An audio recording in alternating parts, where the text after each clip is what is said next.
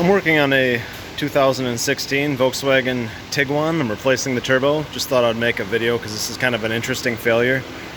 Normally when these fail, this pivot on this wastegate, actually in the housing, it becomes oblong, it just wears out, and then you have a lot of movement, and that's what causes the wastegate door here to remain cracked open. It never fully shuts, and that's a boost leak. So you'll get boost pressure not reached faults, things like that, and it'll be down on performance.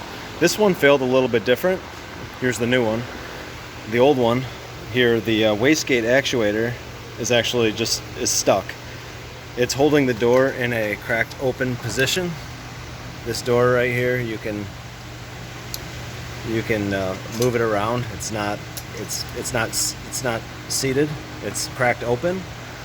With no boost pressure being supplied to this vacuum actuator, to this boost actuator, the wastegate actuator, it should be sealed shut. That's how it would generate boost.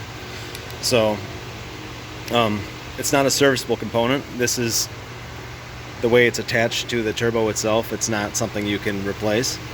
So you have to replace the whole assembly.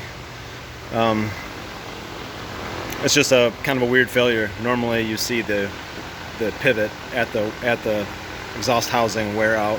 That's not what happened here. It's just an actuator failure. So, thanks.